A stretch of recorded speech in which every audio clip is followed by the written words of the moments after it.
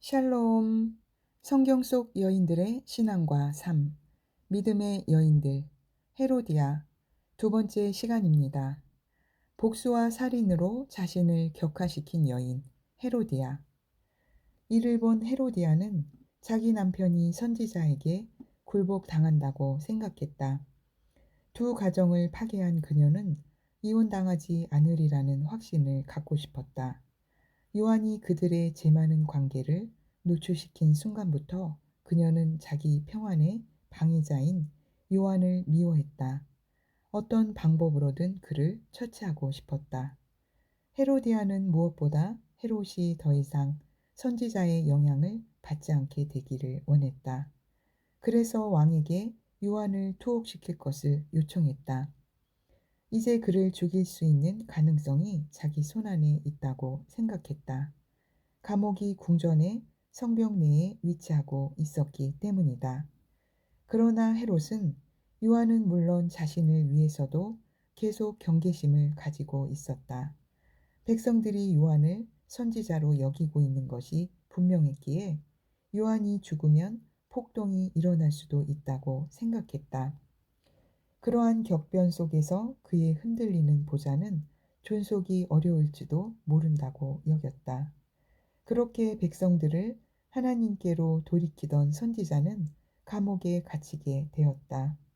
예수께서 여자가 낳은 자 중에 세례 요한보다 큰 이가 일어남이 없도다 말씀하신 사람이었다. 그는 비열하고 피에 굶주린 여인과 잔인하고 줏대없는 남자의 미끼가 되고 말았다. 자유를 잃어버리고 쇠고랑에 매인 그는 시간이 흐르면서 점차 자신의 소명을 의심하는 데까지 이르렀다. 헤로디아는 자기의 증오심을 증명했다. 그녀는 치명적이고 철저하게 요한주의에 덫을 놓았다. 또한 헤롯의 경계심을 뒤집고 그를 함정에 빠뜨렸다. 많은 부모들처럼 헤로디아는 자신의 편의를 위해 자녀를 이용하려 했다. 그녀는 이제 마지막 국면에 접어든 자신의 악마적인 음모에 자신의 자녀를 희생시켰다. 어머니의 영향을 받은 살로메는 주저함 없이 왕에게 자기의 요청을 내놓았다. 살로메의 반응은 어머니 이상으로 냉혹했다. 살로메는 자기가 맡은 끔찍한 사명을 서둘러야 한다는 것을 깨달았다. 왕의 기분이 변하기 전에 재빨리 일을 마쳐야 했다. 그러지 않으면 자기의 무모한 제안이 취소될지도 모를 일이었다. 세례 요한의 목을 빨리 주십시오. 그녀는 잔인하게 말했다. 그것을 소반에 담아 주시기를 원하옵나이다. 살로메의 어머니조차 거기까지는 생각이 미치지 못했다. 그러나 어머니의 증오심이 딸의 생각에 독을 넣어주었다. 살로메에게는 요한이 공개 재판이나 신문이나 다른 유형의 변호 없이 살해되는 것으로 충분하지 않았다. 그가 친구들에게 작별 인사 한마디 못한 채 이 세상을 떠나는 것으로도 만족하지 못했다. 요한은 죽은 뒤에도 철저히 모욕을 받을 것이다. 그의 잘려진 목은 결국 쟁반에 담겨 헤로디아와 살로메의 요청에 따라 헤롯의 생일 파티 후식으로 제공되었다. 큰 축제일에는 종종 제왕들이 은혜를 보이곤 했는데 헤로디아는 잔인하게도 잔칫날 목을 베었다. 그녀는 죄 없는 사람을 살해했다. 요한의 유일한 죄는 하나님의 말씀을 두려움 없이 선포한 것뿐이었으나 헤로디아는 자기의 두 친족을 공범자로 만들었다. 헤롯과 헤로디아는 이름은 영웅적이라는 의미를 지니지만 그 이름은 그들의 악명 높은 생애와 너무 큰 대조를 보인다. 그들의 행동은 영웅주의에서 발생된 것이 아니었다. 그와 반대로 그들은 지옥의 명령을 받았다. 성경에는 죄 많은 여인이 여러 명 등장하지만 헤로디아처럼 사악한 여인은 드물다. 헤로디아처럼 손이 피로 얼룩진 여인은 많지 않다. 회개할 기회가 분명하게 주어졌지만 그녀는 그것을 배격하고 가장 큰 죄를 범하고 말았다. 감옥에 갇히기 전 요한은 유대 땅을 두루다니며 말씀을 전하고 많은 이적을 행하는 분 나사렛 예수를 지목했다. 보라, 세상 죄를 지고 가는 하나님의 어린 양이로다. 그리고 이렇게 덧붙였다. 나는 그분보다 중요한 사람이 아니다. 나는 다만 그분의 전달자이며 그분을 선포하는 목소리이며 그분을 가리키는 손가락일 뿐이다. 유대인들은 그 말을 이해했다. 그 말은 하나님과 인간의 언약 아래에서 죄 없는 어린 양 같은 예수님이 인간들을 구속하시기 위해 자신의 생명을 주실 것이라는 사실을 예언한 것이었다. 예수 그리스도는 인간과 자기 민족과 온 세상의 구세주로 선포된 메시아셨다.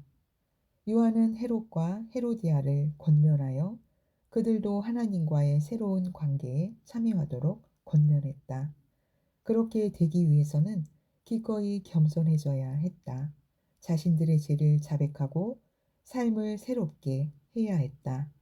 요한은 그들이 이미 그들 가운데 살고 있는 메시아를 만나기 원했다. 그러나 그 부부는 하나님의 부르심에 응답하려 하지 않았다. 비슷한 상황에 있었던 사마리아 여인과 매우 다른 반응이다. 그녀의 부도덕은 헤로디아처럼 널리 알려져 있었다. 그녀 역시 개인적인 방문을 받았다. 다른 점이 있다면 요한이 아니라 예수님께서 친히 찾아가셨다는 것이다.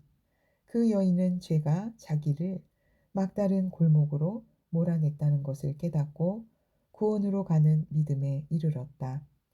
이후 그녀의 삶은 눈부시게 변화되었고 다른 사람에게 축복이 되었다. 마을 사람들은 그녀의 간증을 통해 예수 그리스도에 대한 믿음을 갖게 되었다. 그러나 헤로디아에게는 정반대의 사건이 일어났다. 그녀의 삶은 전락했고 주위의 저주가 되었다. 그녀는 잔인하게도 하나님께서 택하신 종의 피로 자녀의 양심에 짐을 지어주었다. 그녀의 딸 살로메도 회개의 기미를 보이지 않았다.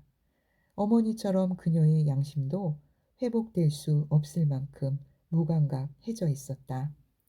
헤로디아는 자기 남편에게도 파괴적인 영향을 미쳤다. 일찍이 하나님께서는 헤롯과 대화의 문을 열어놓으셨다. 그러나 조금 열려있던 그의 마음문은 헤로디아의 영향을 받아 완전히 닫히고 말았다. 얼마 후 예수님께서 사형 선고를 받으셨을 때 주님은 빌라도에게 주의를 기울이셨다. 십자가에서는 살인자에게까지 천국문을 열어주셨다.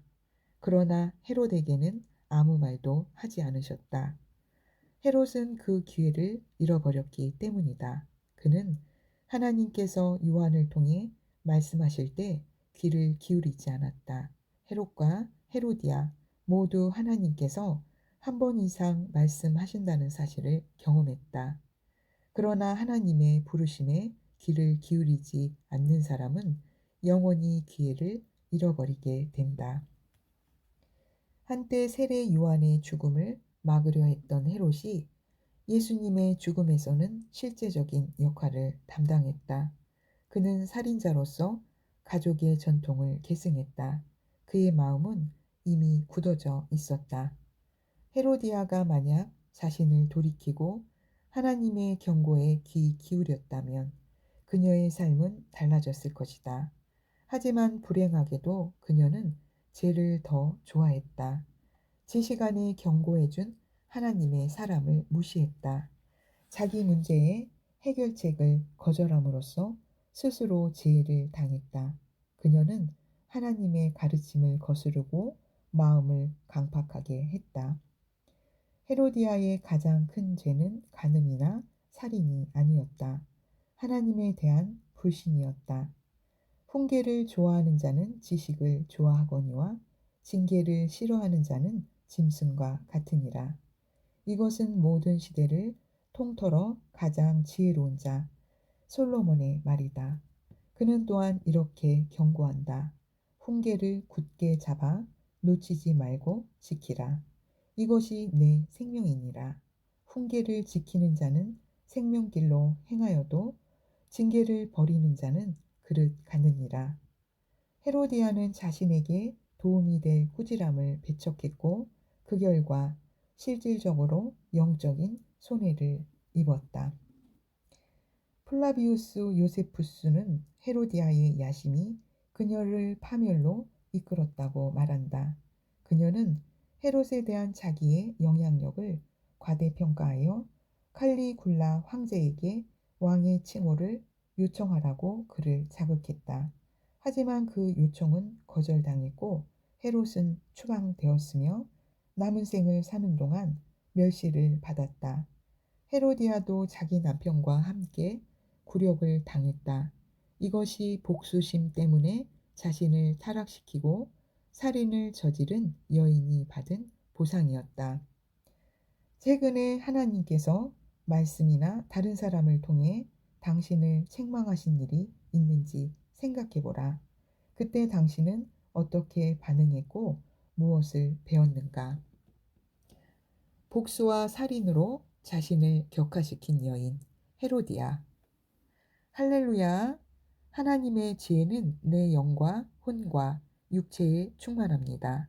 건강도 치유도 나의 것입니다.